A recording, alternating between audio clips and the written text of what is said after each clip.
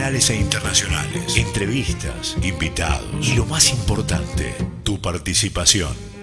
El Observatorio del Trabajo.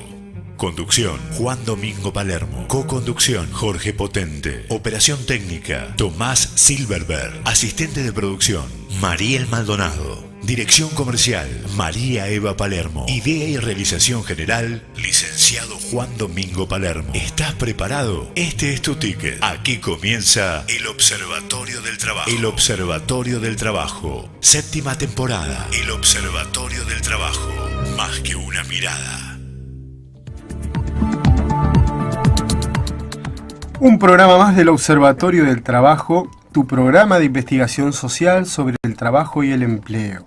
En el día de hoy, como todos los programas, te vamos a ofrecer nuestra selección de noticias indagando los problemas que hay en los mercados del trabajo para poder darte elementos para que vos puedas tomar mejores decisiones. También tenemos un programa especial debido a que está ocupando un lugar en la agenda pública en todos los países del globo, la cuestión de lo que tiene que ver con el trabajo y con el empleo. Por eso es que en el día de hoy le vamos a dedicar un programa especial en homenaje a Julio Godio, quien este 20 de mayo que pasó, se cumplieron 5 años de su paso a la inmortalidad. Julio Godio fue un intelectual clave en el desarrollo de un campo histórico y sociológico, hasta entonces casi sin explorar, en donde abundan versiones fragmentadas, totalmente divorciadas de los ciclos históricos de nuestro continente. Él fue investigador que tuvo siempre el foco puesto en la clase trabajadora. Él admiraba y le dedicaba su vida entera a esta clase trabajadora. No solo acompañó como intelectual, sino también como militante, y por su exposición debió, al igual que otros luchadores en Latinoamérica, sufrir el exilio. Con el regreso de la democracia en los años 80, fue figura clave en la recuperación del movimiento sindical en América Latina. No solo promovió el sindicalismo tradicional de lucha y de reivindicaciones, además le dio un nuevo norte. El sindicalismo en adelante deberá ser un actor que indicara con el contenido de la democracia un sindicalismo sociopolítico, decía él. Fue tal vez el mejor entre muchos grandes que son investigadores del trabajo y el empleo comprometidos, ya que en su vida de absoluta coherencia no había lugar al egoísmo ni a las ambiciones personales. Acompañado y escuchado desde un secretario general de un sindicato, un senador, un presidente, un investigador o un sencillo delegado de base, y a todos les dedicaba su tiempo y les compartía su sabiduría. Por eso, por su vida y su obra ejemplar, es que desde el Observatorio del Trabajo tomamos la decisión de rendirle un homenaje a este gran investigador, a este filósofo, a este sociólogo, a este hombre de la historia, a este hombre comprometido. Y es que por eso que decidimos convocar a una de las personas que lo acompañó durante su trayectoria, que le puso atención, que le puso foco y fundamentalmente continuó su obra. Hoy nos visita un psicólogo que es director del Instituto Mundo del Trabajo, que fue creado por don Julio Godio, en la cátedra Julio Godio de la Universidad Nacional de 3 de Febrero. Él se encarga de la parte de salud y trabajo. Le estoy hablando nada más y nada menos de Gerardo Codina, que va a estar con nosotros. Luego de que escuchen el compacto de noticias, vamos a entrar de fondo en esta tarea que tenemos hoy, que es pensar el trabajo, la centralidad del trabajo, la importancia de los actores sociales, los contextos históricos y la forma de instrumentar políticas públicas para que el trabajo decente sea obra tenidamente, totalmente en clara en cualquier continente y en cualquier lugar. Vamos al compacto de noticias, Tomás Silverberg. 94.7 Radio Palermo. Producciones independientes. Entérate de todo, sacate las dudas, informate. Visítanos en www.elobservatoriodeltrabajo.org. De lunes a lunes, día tras día, para que estés enterado de las noticias más destacadas del trabajo y el empleo, te presentamos el Compacto de Noticias.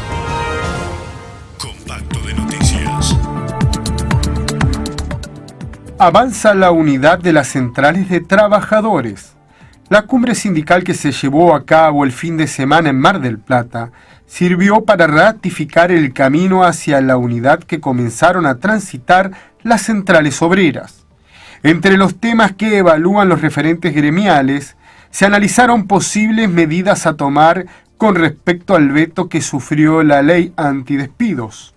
Pablo Micheli, titular de la CTA, Confederación de Trabajadores Argentinos Autónoma, propone un paro nacional. Afirmó que el veto fue un cachetazo a los trabajadores y creo que la respuesta debe ser contundente.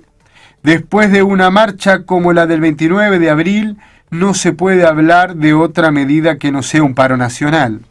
Por su parte, Pablo Moyano, de la CGT Azopardo, declaró que hay sectores como el nuestro que queremos una gran marcha a Plaza de Mayo, especialmente para rechazar el veto a la ley antidespido. Esta semana habrá nuevas reuniones para definir una postura común y tal sentido el propio Micheli afirmó: queremos cuidar la unidad de las 5 centrales, coordinar una respuesta conjunta. Si no sale un paro, sale una marcha, lo veremos.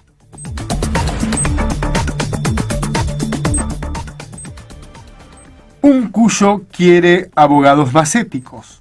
Una de las carreras universitarias con mayor relevancia social es Derecho. Por ello, y con el fin de actualizar esta carrera, la Universidad Nacional de Cuyo presenta hoy un novedoso plan de estudio que busca cambiar el perfil de los abogados que forma. Establece la enseñanza por competencias, por habilidades, por destrezas, algo inédito para la carrera. Además, incorpora la ética en cada una de las materias e incluye la práctica profesional desde temprano en la carrera. Y suma la enseñanza de inglés, que no estaba incluido en el plan anterior, explicaron desde la facultad. El plan actual está en vigencia desde hace 25 años y nació en una época muy distinta a la actual. Ahora se busca un perfil de abogado menos litigante. El decano de Derecho Ismael Farrando afirmó que muchos juicios llegan hasta el final y a veces no arreglan nada. Hemos querido cambiarlo por un perfil de un abogado conciliador. Hemos puesto el énfasis en que el perfil esté especializado en el poder arreglar los juicios antes de que terminen. Sobre las competencias, dijo que manejar destreza aporta más que solo saber un código de memoria. La destreza es saber argumentar, saber alegar, saber manejar oratoria para tratar de convencer a la otra parte y saber ceder ante cuestiones evidentes, y eso que permita una mejor conciliación son saberes para el hacer.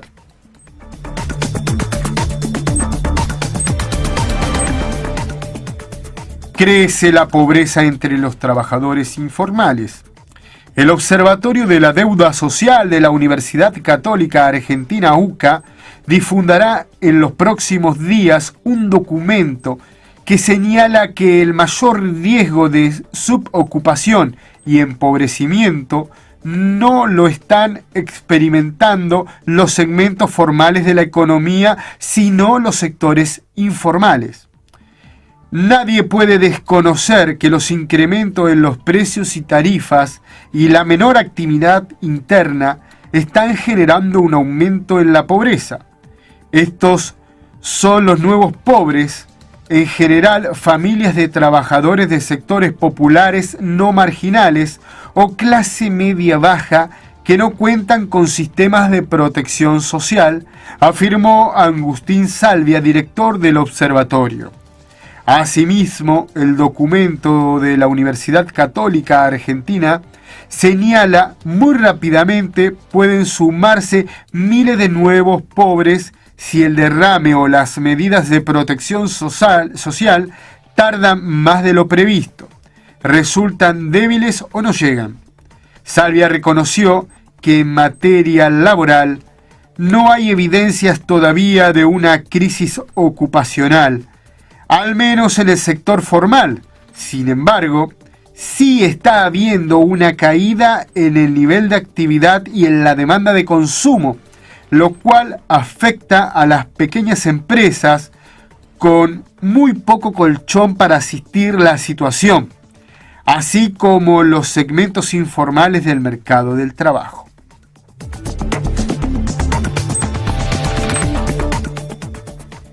Semana de la Ingeniería 2016. En el marco de la conmemoración del Día de la Ingeniería Argentina, el Centro de Ingenieros CAI organiza un evento que consta de 2 jornadas de acceso gratuitos que se desarrollarán el día 1 y 2 de junio en la sede de CAI, ubicada en Cerrito 1250, desde las 8:30 de la mañana a las 13:30 respectivamente.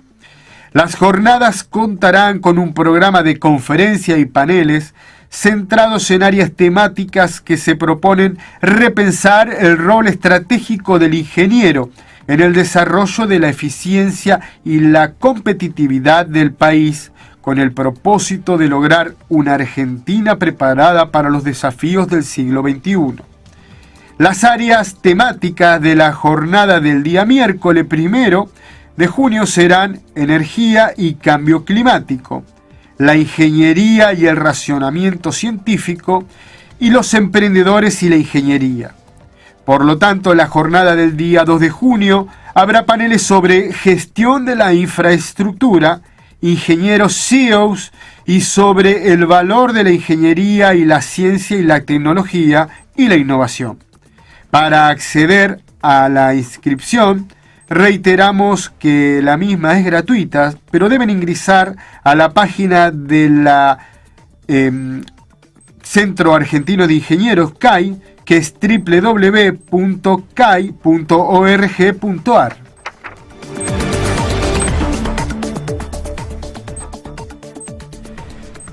El programa anterior tuvimos aquí la posibilidad de tener a los jóvenes de FECOBA, y ellos nos informan que en la actividad, que nosotros no pudimos estar presentes por razones de fuerza mayor, participaron más de 350 jóvenes empresarios y emprendedores, con el fin de poner fuerza joven a este Emprender 2016. El evento fue un evento colaborativo que unió varias organizaciones del ecosistema emprendedor, que contó con la organización de FECOBA Joven y Vistage Argentina, con el fin de impulsar el objetivo de la iniciativa empresaria. Como pudimos adelantar en el programa anterior, el evento tuvo charlas donde estuvieron Andy Freire, Alejandro Gartner, Luciana Paulice, Marcelo Rabinovich, Andy Oksejevich, Federico Malek y Santiago Bermúdez Baglietto. Todos tuvieron la posibilidad no solamente de argumentar una conferencia y persuadir a los jóvenes con herramientas para que puedan acceder a hacer mejor su emprendimiento, sino también pudieron tener un intercambio personal con cada uno de ellos, y luego se produjo un networking donde pudieron intercambiarse y generarse un clima de negocio positivo. Así que felicitamos a don Osvaldo Cornide de la CAME y a Carolina Margarino, por este evento y la verdad que bueno, van a seguir invitados al observatorio. Ahora damos fin al compacto de noticias. En instantes continuamos en el Observatorio del Trabajo. Radio Palermo.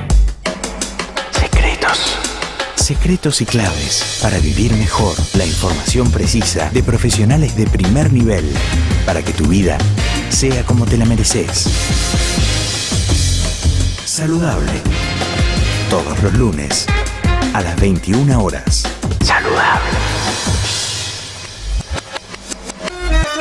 Los favores recibidos creo habértelos pagado, y si hay una deuda chica sin querer se me ha olvidado, en la cuenta del otario que tenés y se la carga. Reporte Economía, un programa para que no tires a la marchanta los morlacos del otario. Reporte Economía, Sábados de 10 a 11. Conduce Ariel Cohen.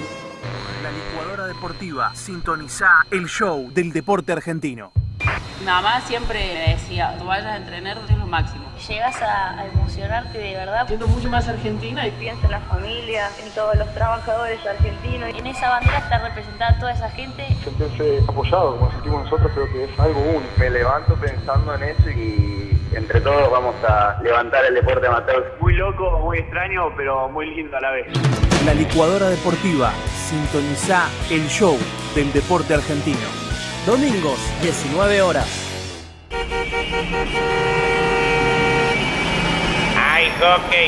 Hay hockey delivery. Vamos chicos, prendan la radio, todo el hockey donde vos estés. Come on, party right now. Hockey delivery. Todo el hockey donde vos estés. Los domingos a las 18 llega Hockey Delivery a Radio Palermo, donde la radio es un lugar. Moneda de cambio. Martes, 18 horas. Conduce Mario Rodríguez Muñoz. El mundo de los negocios por los que saben de negocios.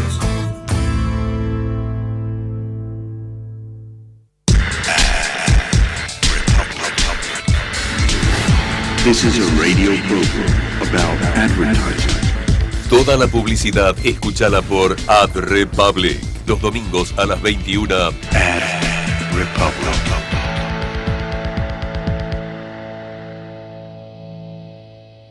...94.7... RPLM... Radio Palermo... Producciones independientes. Continuamos en el Observatorio del Trabajo.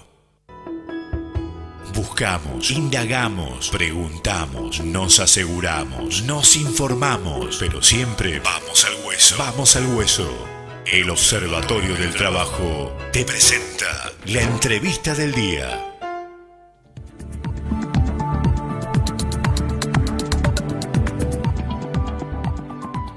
Bueno, arrancamos el programa especial homenaje a Julio Godio.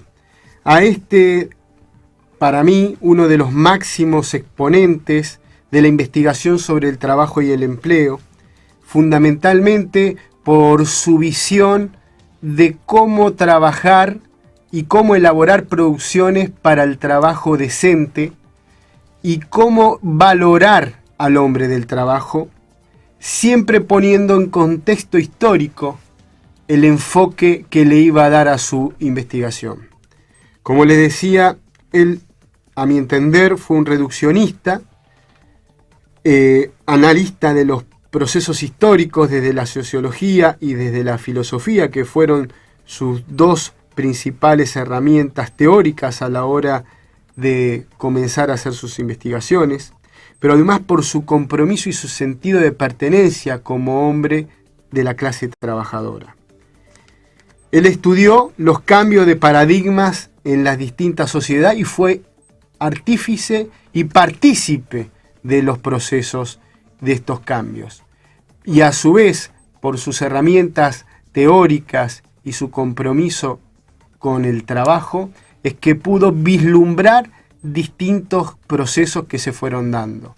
Por eso, en este tiempo donde el trabajo está teniendo un corrimiento a través de las innovaciones tecnológicas y quizás de las cuestiones macropolíticas, de macroeconomía y de política en general, es que nos pareció relevante hacer un recorrido por su trayectoria para poder visualizar su subjetividad y fundamentalmente toda la experiencia de su epistemología que fue adquiriendo a lo largo de su trayectoria. Para eso es que convocamos a un psicólogo que lo supo acompañar, que supo estar al lado de él, pero fundamentalmente que tomó la vida de este hombre, de este gran intelectual argentino, y le dio continuidad en el tiempo, lo hizo trascender, donde le dieron una forma al Instituto del Mundo del Trabajo, esta idea de don Julio para poder llevar adelante sus investigaciones, y bueno, están en una universidad y están desarrollando cuestiones. Pero Gerardo Codina, muchas gracias por estar en el Observatorio del Trabajo en este homenaje a este grande, ¿no?, que fue don Julio. Gracias Godoy. a ustedes por permitirnos recordarlo con la gente que está escuchando el programa. No, fundamentalmente también te lo digo, gracias a ustedes por llamar, por responder a este llamado, donde nosotros nos parecía relevante, por esto que decía anteriormente, de su compromiso como intelectual y como hombre de la clase trabajadora. Uh-huh.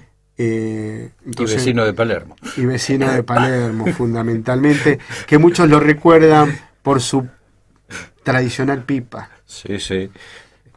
Tomar un cafecito en las veredas de los bares, porque siempre estaba fumando Julio, algo que finalmente le costó la vida. Pero bueno, era parte de su forma de ser. Él escribía mucho así, saliendo a la calle, sentándose en la mesa de un café y escribía a mano todos los días. Y luego transcribía en la computadora o en los últimos tiempos y empezaba a corregir, y eso día a día iba construyendo su próximo libro. Era un proceso de reflexión continua, ¿no? Era un hombre, un gran lector, pero sobre todo y ante todo un apasionado militante popular. Sí, la verdad que yo recuerdo desde mi juventud, él fue uno de los que me inspiró a tomar esta posición por la investigación social, por la academia, por la rigurosidad científica, pero teniendo presente que las producciones y las investigaciones sirvieran para analizar, pero también para hacer prospectiva, que es un poco lo que él lo animaba, ¿no? O sea, él hacía investigaciones, analizaba la historia, analizaba los procesos, analizaba ciertos trabajos, pero a eso le daba una continuidad a instrumentación de políticas públicas, a tratar de ir un paso más adelante, de adelantarse, de hacer prospectiva, ¿no? Sí, por eso nunca se despegó del sindicalismo real, porque él no pretendía hacer una investigación académica o una historiografía del sindicalismo desde afuera, del movimiento sindical real. Él siempre pensó eso como insumos para el pensamiento y el debate del movimiento obrero. Y él finalmente se sintió toda la vida un hombre de ese movimiento obrero. Era recibido por todos, escuchado por todos. De todas las líneas, ¿eh? De todas las líneas. Muy respetado. Siempre fue así como muy generoso, en el doble o triple sentido. Digamos, a algunos de nosotros nos daba sus textos para que se los corrigiéramos, y la verdad es que nosotros nunca le llegamos ni a los talones en el desarrollo, y vuelta a vuelta uno se veía cofirmando como un coautor con las cosas que él había escrito, ¿no? Y desde eso hasta ser convocado a una actividad y que te mandaba en su nombre, aunque vos no tenías ninguna equivalencia de trayectoria. Bueno, sí, por ahí habías podido dialogar con él íntimamente y compartías ideas, y efectivamente podías de alguna manera representarlo, pero nunca ser él, ¿no? Yo tengo varias anécdotas personales en ese sentido que no vale ahora mencionar, pero bueno. Y después, por supuesto, esto de estar siempre atento y dispuesto para escuchar y pensar con cualquiera. Con un laburante, con un delegado, con un secretario general, con un ministro, con un presidente, porque muchísima gente lo respetaba, lo conocía y le prestaba atención, porque a lo largo de toda su vida fue un hombre que siempre, por un lado, estuvo muy atento a todo lo que pasaba en el mundo, en el contexto mundial, los procesos de transformación de la producción y el trabajo y del sistema de relaciones internacionales, y por el otro, siempre estuvo muy preocupado por actualizar su pensamiento, ¿no? Preguntándose dónde las cosas no habían andado, por qué, y cuál era el futuro del desarrollo de esas ideas. Hay 3 o 4 obsesiones a lo largo de toda su obra. Julio editó más de 50 libros en vida, ¿no? 70 años, o sea, se la pasó escribiendo en algún sentido. Y esos libros tienen, por un lado, una fuerte vertiente histórica. Es quizás el primer historiador importante del movimiento obrero argentino. Todavía su obra es una fuente de consulta para todos y llegó a actualizarla hasta el año 2007. Luego, él siempre se preguntó por el desarrollo social futuro de la humanidad y cuáles eran los caminos. Esto es una inquietud que lo recorre a él desde su temprana militancia juvenil hasta el último de sus días. El último libro de él tiene que ver con esto. Y siempre estuvo preocupado por el proceso político argentino. Y mucha de su escritura está vinculada a esto, sobre todo la más urgente, la más pegada al desarrollo de los acontecimientos, que donde él trataba de pensar cómo era, cómo se podía analizar el proceso que estábamos todos viviendo, atravesando. Y por eso siempre fue un hombre de consulta, ¿no?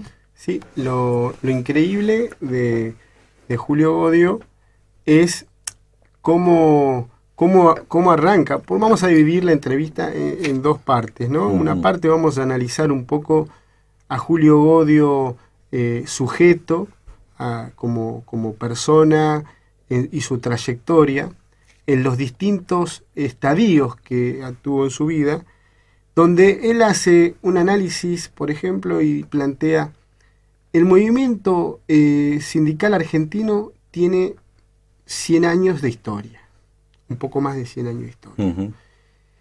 Y a lo largo de esos 100 años de historias, a él, como vos lo dijiste, estuvo 70 años prácticamente escribiendo. O sea que, como lo decía en la introducción, no solo fue investigador, sino lo vivió y fue partícipe de esos procesos.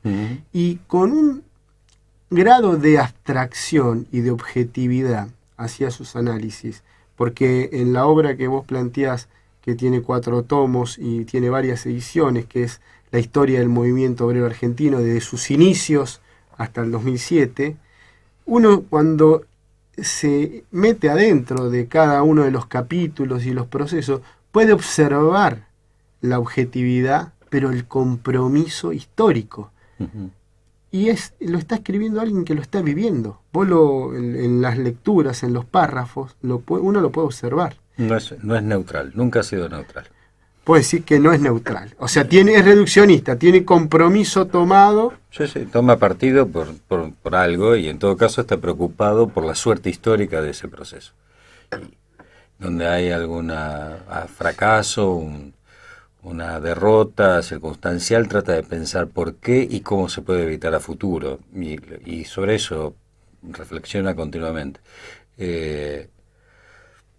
Pero bueno, esto tiene que ver con que para él era su trabajo teórico, su trabajo escrito, su reflexión, era parte de un compromiso político. Claro.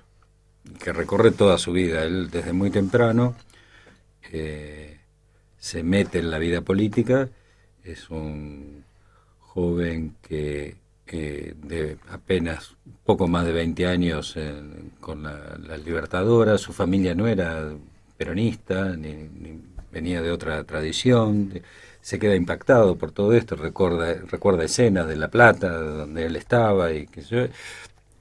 Y a partir de ahí empieza, que es una etapa también muy rica del movimiento obrero argentino, ¿no? Del 58 al 62, los programas de La Falda, Huerta Grande, la CGT de los argentinos, todo un proceso entre el 55 y el 76. De discusión metodológica, ¿no? Del sindicalismo, de formas. Sí, y que además ahí le agrega que para ese entonces era toda una novedad, porque finalmente, salvo algunos escritores de origen anarquista y socialista, no había un trabajo sistemático de indagación histórica, y él le agrega esta dimensión, ¿no? Ahora tenemos, por suerte, mucha gente que se dedica a la historia de casos puntuales dentro de gremios, en etapas, el proceso de formación de sindicatos. Bueno, hay todo aprovechar la rica historia del movimiento sindical argentino para la reflexión historiográfica. Pero el caso de Julio fue en ese sentido un innovador, ¿no? Un creador de un campo, aunque él no era historiador, pero fue un hombre siempre sistemático, siempre un hombre de dialogar con los actores, de basarse en fuentes documentales rigurosamente. Entonces su obra no es un escrito político con afirmaciones, sino con datos, con fuentes, con argumentos, y por eso se presta muy bien para la interlocución con otros intelectuales, ¿no?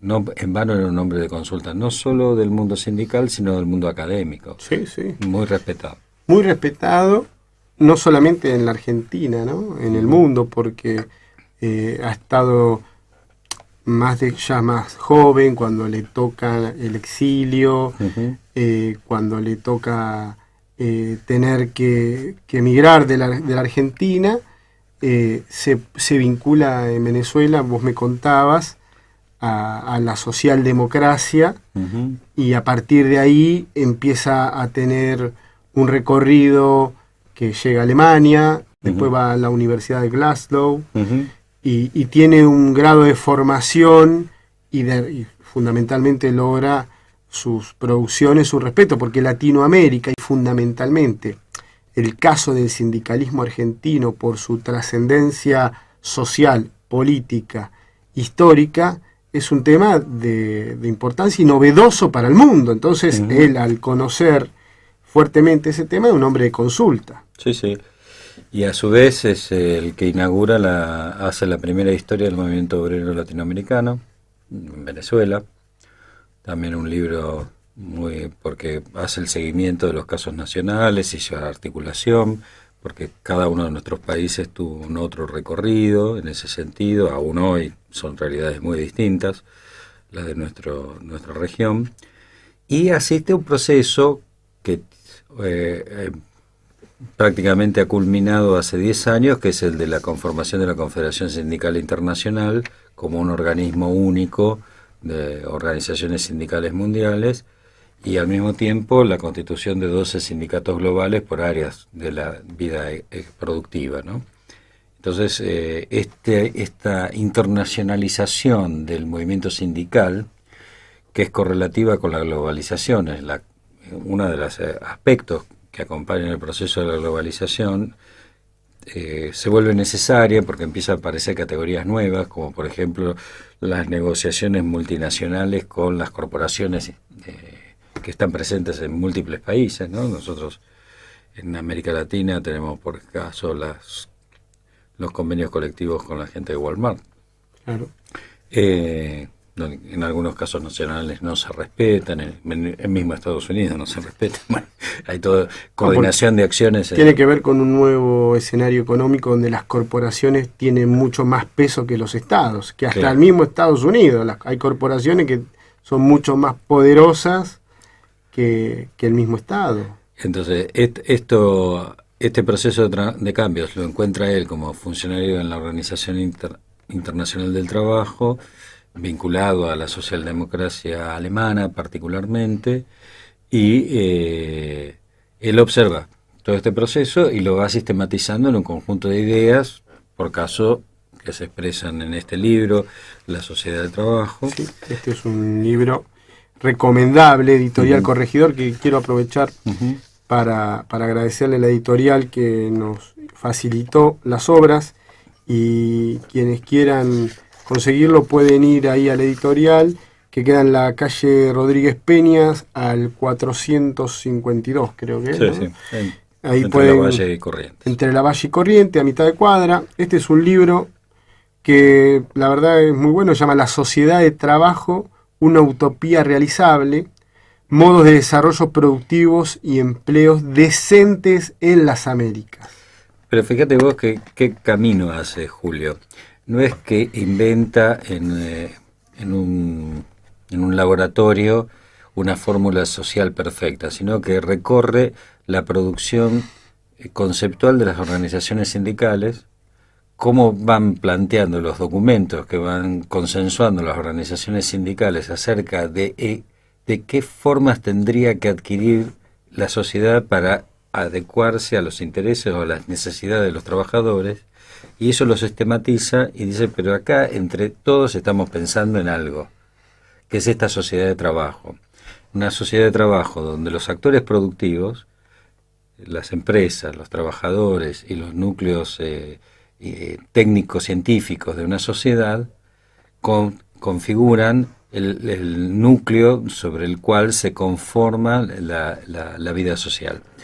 Y señala que eso finalmente es una posibilidad de respetar el conjunto de los derechos de los trabajadores y al mismo tiempo promover el desarrollo democrático de nuestras sociedades. Sí, fundamentalmente hay un dato que el libro lo encara, ¿no? Él hace un análisis del contexto mundial, ¿no? Y plantea una estrategia, porque observen qué importante fuente de conocimiento empírico que son los sindicatos para ver cuál es la realidad y cuál es el problema del trabajo. Y él indaga, y conociendo como conoce los sindicatos argentinos en su línea, y ve que los delegados son quienes tienen por ahí conocimiento de lo que va sucediendo en cada uno de los lugares, y a su vez eso aumenta el nivel en las organizaciones por la forma en que tienen de generar estos documentos. Él ve que hay un nuevo paradigma ahí en la sociedad del trabajo, que la técnica está cambiando permanentemente, y él ve que esto pone en riesgo la centralidad de trabajo del hombre, y que al perder la centralidad de trabajo, las sociedades pierden fuerza de, no solamente fuerza de trabajo, sino fuerza espiritual. Sí.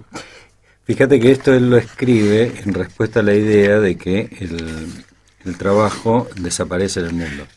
Exactamente. Hubo un gran teórico norteamericano que en la década de los 90 hablaba que íbamos hacia un mundo sin trabajo, ¿no? Una cierta idea de que, en realidad, básicamente la idea de que el empleo como una relación estable, Jeremy Rifkin, protegida y regulada por organizaciones y leyes, iba a desaparecer, y en todo caso lo único posible era el semidesempleo y el trabajo informal, ¿no? Eso no, en principio no tiene por qué ser cierto para países que están todavía trabajando en vías de su desarrollo, que tienen que lograr su propio desarrollo. En nuestro país, por ejemplo, no tiene ningún sentido pensar eso cuando todavía hay tanto por hacer. Exactamente, y él lo plantea, y en este libro también, y lo plantea permanentemente, porque seguramente en charlas que tuvo contigo y que vos lo escuchaste y que pudo tener conmigo también, él plantea algo, dice, la Argentina tiene todo para explotar sus economías regionales. El problema que tiene es que no logra cohesionar las fuerzas. y él plantea que es necesario una congregación de fuerzas entre la empresa y los sindicatos y al Estado como regulador, como vedor, pero fundamentalmente poniendo eco en una cultura del trabajo, no en una cultura rentista que lo que hace perjudica a la comunidad en sí y trae casos como los que podemos ver hoy en día, los casos de corrupción, porque la renta está en la cabeza. Un poco plantea eso. No, seguro. Y bueno, una parte de sus obsesiones tenía que ver con lo que llamaba la anomalía argentina, que por qué nuestro país en el siglo XIX estaba equiparado o era más avanzado que Australia, por caso, o Canadá, y en el siglo XX no logró llegar a esos niveles de desarrollo. Y te voy a dejar, ahora vamos a la tanda que tenemos publicitaria, y vamos a conversar sobre esta parte porque él plantea que Argentina es la Australia que no pudo ser. Exacto.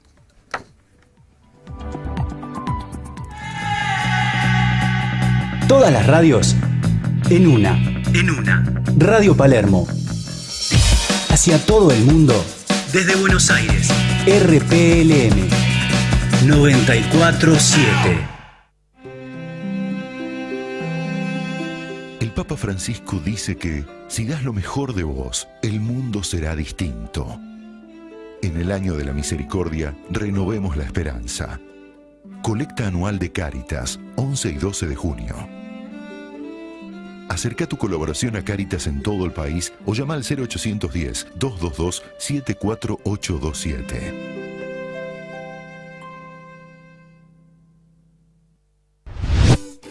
¿Sabes que ahora podés grabar, editar y cargar tu video CV a la primer plataforma audiovisual de búsqueda laboral y reclutamiento de personal? Una vez que te descargas la app, tenés hasta 120 segundos para demostrar tu talento y conseguir tu próxima entrevista laboral. Es muy fácil, son 4 etapas. Copetes. Presentación. Tenés hasta 15 segundos para decir tu nombre, edad, barrio y localidad. Estudios. Tenés hasta 35 segundos para contar tus estudios, conocimientos y aptitudes. Experiencia laboral. Tenés hasta 35 segundos para mencionar tus últimos 3 trabajos o los más relevantes. Y por último, ¿por qué deben contratarte? Tenés hasta 35 segundos para contar qué te hace único. Y si sabes idiomas, you can say this part in English, if you know the language. Si terminás antes un copete, adicionás el tiempo para el próximo. Tu video CV app convierte tus 4 copetes en un completo video CV. Podés personalizarlo con placas, música y efectos. Clasifica tu video CV según tu mundo laboral. Describí tu perfil en 140 caracteres y listo. El video CV se procesa y se envía a tu video CV online, el lugar donde las empresas más importantes pueden ver tu video CV y contactarte. Compartí tu video CV en redes sociales. Recibí notificaciones según tu mundo laboral y tu geolocalización para eventos, talleres, capacitaciones y ofertas laborales. ¿Estás preparado? Antes de grabarte, te damos algunos consejos. Modulá. Habla claro y alto. Pon el celular en posición apaisada. Tu encuadre debe ser plano pecho. Posicionate en el medio de la pantalla. Recordá no hacer silencios. Omití el en tu oratoria. Aprovecha al máximo tu tiempo. Antes de grabarte, repasa tu CV.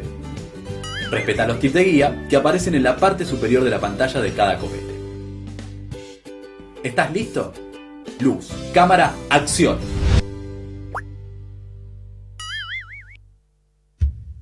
Entérate de todo, sacate las dudas, informate. Visítanos en www.elobservatoriodeltrabajo.org.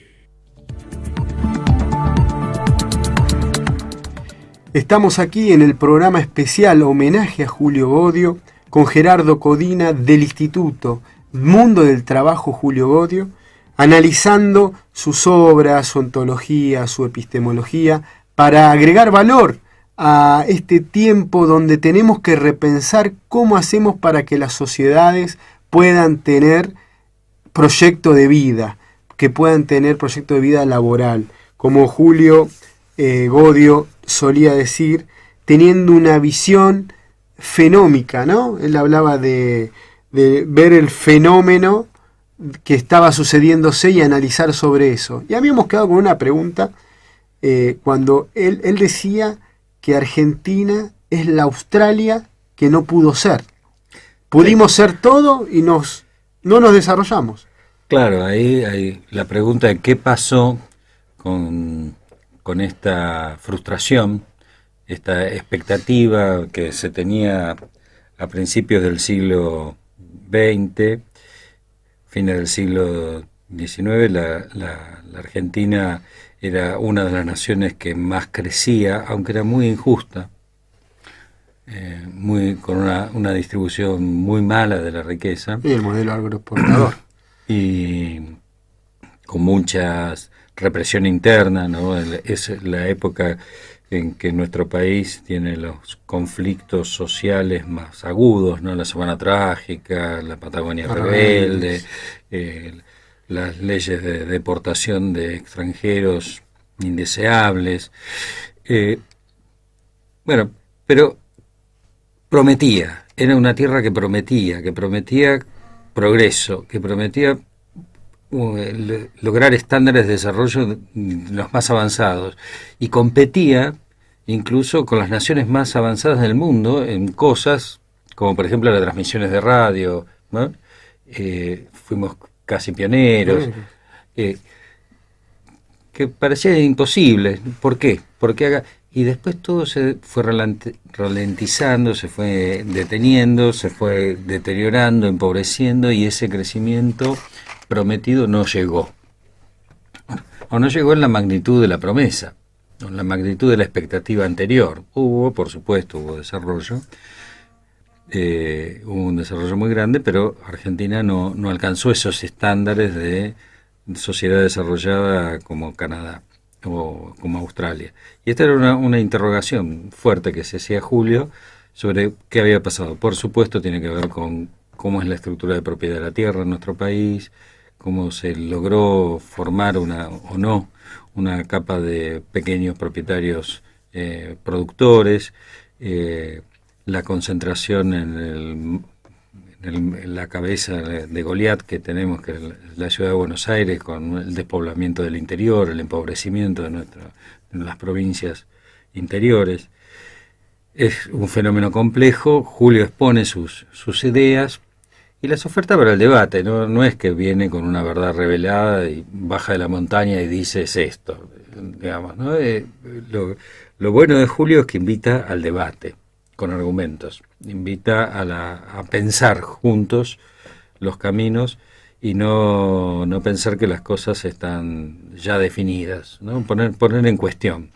Sí, y hay dos temas que él pone en cuestión que me parecen que son válidos para observar. Uno es, podríamos decir que él es un desarrollista y que ve que este problema de este triunfo de Buenos Aires, esta Argentina unitaria contra el interior y el no desarrollo de las regiones, podríamos ver que él es un keynesiano en su pensamiento desarrollista.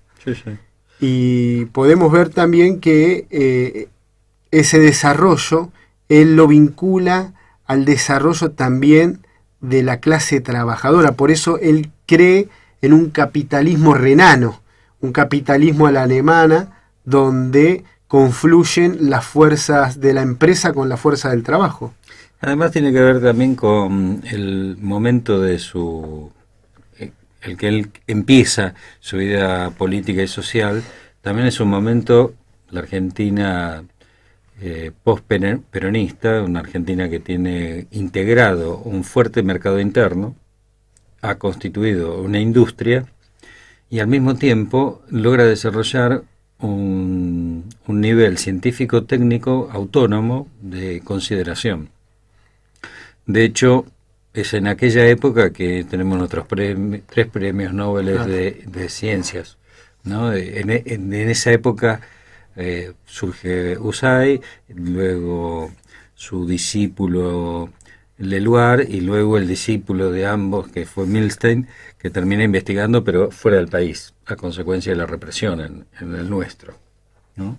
Es Argentina con un potencial para ser un país desarrollado, pero no un potencial teórico, un potencial que se veía fácticamente en los logros de una generación, incluso que se podía proyectar sobre los hombros de una enorme década de realizaciones, que es la del primer ciclo del peronismo, le permitía a él pensar que eso estaba latente en la Argentina, que no era un país condenado al fracaso y a la mediocridad, sino que tenía efectivamente las fuerzas sociales y económicas y productivas como para llevarlo adelante. Y creía que el factor dinámico era el trabajo. Qué interesante que es esta conversación, porque podemos empezar a sacar a la luz que la clase trabajadora es realmente la que le da el destino a esta patria, más allá de los vaivenes, los idas y vueltas, los gobiernos de facto democráticos. Y fundamentalmente él es un analista del contexto sociopolítico y ve cómo hay cambios de gobierno a partir del 83 en adelante, y cómo esos cambios de gobierno que se van dando siempre sale fortalecido el sistema democrático. Entonces él valora mucho el crecimiento de la población argentina y cree en la clase trabajadora, en la clase dirigente también de los trabajadores, en que es un vector fundamental en esto. Dos temas te quería para ir recapitulando. Uno, siguen los homenajes a Julio Godio, no solamente está este que le estamos haciendo hoy aquí, sino están ustedes pensando en un homenaje para cuándo.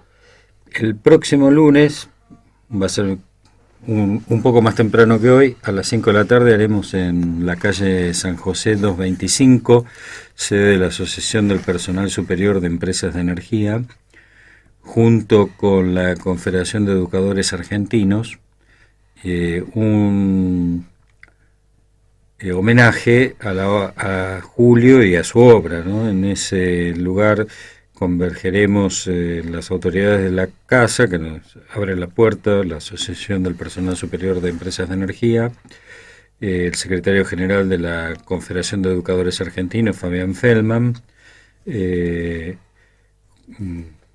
y estarán, entre otras personas así destacadas, digamos, Horacio Gilini, secretario de Políticas Económicas de la CGT y dirigente de SADOP, Noemí Real, exsecretaria de Trabajo de la Nación, Héctor Amichetti de la Federación Gráfica Bonaerense, probablemente Héctor Recalde, no lo tenemos todavía cerrado eso, y hablaremos de este pensamiento en desarrollo de don Julio Godio. Nosotros creemos que es un pensamiento actual, no es parte del pasado. Es un pensamiento que nos interroga hoy sobre este movimiento sindical en el presente, su laberinto, encontrar el camino y su propia situación de articular alrededor de una programática de país un conjunto de fuerzas sociales que permita recuperar un modelo de nación inclusivo, donde todos los trabajadores tengan derechos. Siempre él pensó esto en clave democrática, entre otras cosas, porque entiende el movimiento sindical como una fuerza democratizante de la sociedad, no solo democrática, sino democratizante, porque democratiza las relaciones laborales. Todos nosotros estamos inmersos en el mundo del trabajo, de un modo u otro, y lo que construye en una situación asimétrica, que es la del empleador-empleado, una democracia y un sistema de reglas, entre otras cosas, la presencia del movimiento sindical. Y un diferencial, que vos lo tomás muy bien, que él plantea cuando plantea esto de que es necesario ir hacia un capitalismo estilo renano en la Argentina, es que el sindicalismo tiene que estar en la dirección de las organizaciones, en la empresa, porque es necesario confluir las fuerzas para ir trabajando los vaivenes y idas y vueltas que se van sucediendo, pero desde la dirección, cuidando el empleo cuando hay que cuidarlo y repartiendo cuando hay que repartir. Seguro, a veces uno suele olvidar que en la crisis del 2001, que fue la más feroz que hemos vivido como sociedad, sabemos todos que hubo un altísimo desempleo, pero también hay que decir que se llevó puestas 150.000 empresas. Y es muy importante. Y por eso no había trabajo. Si no hay empresa, no hay trabajo. Porque tenemos que hacer que haya empresas para que haya trabajo. Exacto. Y también para cuidar a las empresas y cuidar el trabajo es necesario que participen los sindicatos en la dirección de esas empresas. Sí. Para tener el control adentro. Y aparte porque una buena gestión digamos, finalmente, y yendo hacia adelante, ¿no? Las sociedades evolucionan hacia el núcleo productivo central es el conocimiento. Y el conocimiento no son máquinas, no son escritorios, no son edificios, son personas. El principal recurso productivo de una sociedad son sus trabajadores, y esos trabajadores en las empresas tienen que ser oídos. Muchas gracias, Gerardo Codina, por estar con nosotros en el Observatorio del Trabajo. Gracias, don Julio Godio, por iluminarnos en estos tiempos. Recuerden que el día lunes 30 en San José 225, Asociación de Personal Superior de Energía, se hace un homenaje a las 17 horas donde va a haber grandes personalidades como Giglini, la doctora Rial, Codina y ciertos especialistas más. Este homenaje a don Julio Godio. Y a ustedes les digo que vamos a revalorizar el trabajo siempre que lo pensemos, que lo analicemos, pero fundamentalmente que le pongamos la pasión que hay que ponerlo. Y desde el Observatorio del Trabajo es lo que tomamos de Julio Godio, la pasión. Quédate que se viene saludable el doctor Provenzano con su programa de todos los lunes.